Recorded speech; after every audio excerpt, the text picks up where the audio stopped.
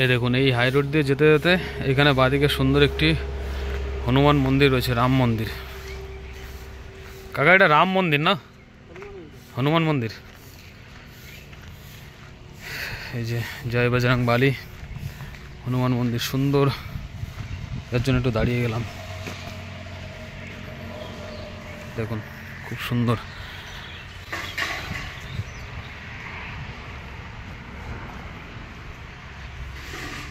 আর এই সব কিন্তু উড়িয়াতে লেখা, দেখুন, কারণ উড়িষ্যার মধ্যে রয়েছি। আর এই যে আমাদের জাতীয় ভাষা হিন্দিতেও লেখা রয়েছে, ইংলিশে তো রয়েছেই। সুন্দর এইখান দিয়ে সিঁড়ি দিয়ে গিয়ে উপরে দর্শন করার জন্য সুন্দর। এখানে জুতোটা খুলবো, চলুন। পাদুকা দুটো এখানে খুলেছি, খুলে এখন সিঁড়ি বেয়ে উপরে উঠছি। এই ফাঁকে আমার একটু নিজের রেস্ট হয়ে যাবে। এই যে রামনবমী গেল, এই রামনবমীতে মনে হচ্ছে সুন্দর পুজো পার্বণ হয়েছে। চারিদিকে ফ্ল্যাগ ট্ল্যাগ দেখতে পাচ্ছেন। এই দেখুন অনেকগুলো সিঁড়ির ধাপ ভেঙে এখন উপরে উঠছি। জয় বজরং বালি। দেখুন কি সুন্দর। আর এই উড়িষ্যার মন্দিরগুলো কিন্তু সব এরকমই কারুকার্য খচিত, নকশা খচিত মন্দিরগুলি।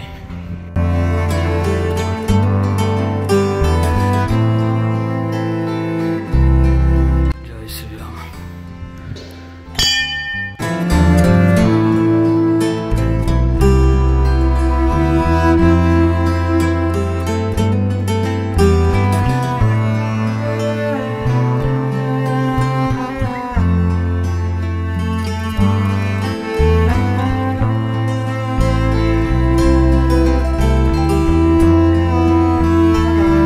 তো এই মোটামুটি দর্শন হয়ে গেল। এবার আবার পথ চলা শুরু করব। চলুন যাওয়া যাক। জয়পুর এখান থেকে আর 2 কিলোমিটার। না, এটা রাজস্থানের জয়পুর না, এটা হচ্ছে উড়িষ্যার একটা ছোট কোনো গ্রাম জয়পুর। 2 কিলোমিটার। আর সেই জয়পুরটা ছাড়িয়ে 4.1 কিলোমিটার গিয়ে তারপরে আমাকে ডান দিকে কাট নিতে হবে। টোটাল রাস্তা রয়েছে 10 কিলোমিটার। আর এই যে ঘন ঘন যে কুচো কুচো বাম্পার, এ জীবনটা খিচড়ে দিচ্ছে। এখানে এটা আবার কি রয়েছে? এটা একটা রেস্টুরেন্ট নাকি, না কোনো সরকারি ভবন? কোনো হোটেল টোটেল হবে হয়তো। গাড়ি পার্ক করা যাবে, ভালো একটা জায়গা। তো চলুন, এর মধ্যে দাঁড়াচ্ছি না, একবারে জয়পুর গিয়ে দাঁড়াবো। জয়পুর আর চলে এসেছি। এই হচ্ছে জয়পুর, এখান থেকে শুরু হলো। এই পুরোটা জয়পুর। 1 2 3 4 5 6 7 8 9 10 10টা কুচো কুচো বাম্পারের মাইলস্টোন। কি অবস্থা! এইখানটাতে দাঁড়াবো।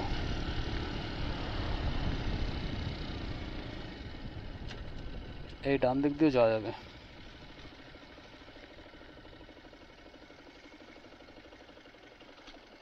তো এই হচ্ছে জয়পুর।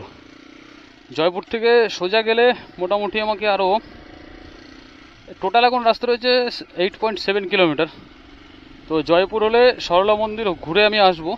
আর এই জয়পুর থেকে এই ডান দিকে আমি চলে যাচ্ছি গোরখনাথ মন্দির হয়ে। যদি যাই এখান থেকে কাছাকাছি পাবো, কারণে অ্যাকচুয়ালি সরলা মন্দির থেকে আমার যেতে হবে আরও আগে।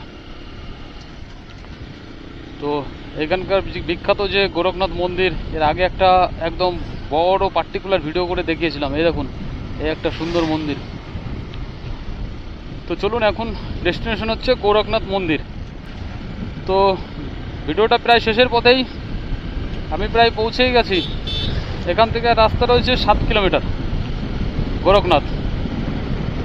তো গোরখনাথ গেলেই কিন্তু আমি পৌঁছে যাবো। শুধু রাস্তাগুলো এদিকে দেখুন, গ্রামের রাস্তাও কি একদম সেই করিনা কাপুরের গালের মতো চকচকে। কিন্তু আমাদের এদিকে হাই রোড এরকম নেই, এত ভালো রাস্তা এখানে। 500 মিটার মতো গিয়ে আমাকে বাঁদিকে যেতে হবে, গোরখনাথ রোড।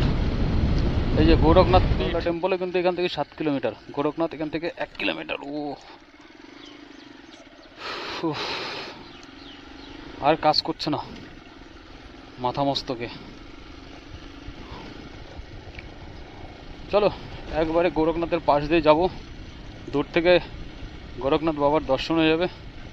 গোরখনাথ মানে হচ্ছে এটা ভোলানাথের মন্দির। মূলত খুব জাগ্রত। এখানকার লোকের সবথেকে বিশ্বাসী পীঠস্থান গোরখনাথ। সারলা টেম্পল দর্শন করে গোরখনাথ টেম্পল দর্শন না করলে সফল হয় না। এই হচ্ছে এখান থেকে দেখা যাচ্ছে গোরখনাথ। ও বাবা, ঝাঁকি ঝুঁকি রাস্তা। দাঁড়ান দেখাচ্ছে, 1 সেকেন্ড, আমি ওকে নিজে সামলে নিই। এই দেখুন, এখান থেকে হয়তো বা ফলো করলে দেখতে পারবেন চূড়া দেখা যাচ্ছে গোরখনাথ। তবে গোরখনাথ মন্দিরে একটা আলাদাভাবে ভিডিও দিয়ে দেবো, আলাদাভাবে ঘুরতে আসবো, এখানে কাছাকাছি থাকবো, অসুবিধা নেই। সরলা মন্দির 4.5 কিলোমিটার, আর এই গোরখনাথে চলে গেলো এই রাস্তা। এখান থেকে সামান্য 200-300 মিটার। বাহ, কাঁধে কবুতর, দুইজনই একই ড্রেস, দারুণ।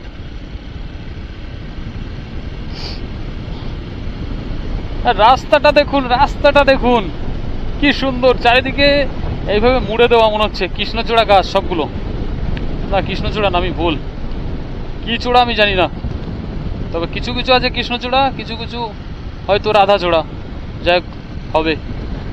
কি সুন্দর, পুরো ছায়া, পুরো ছায়ামগ্ন রাস্তা।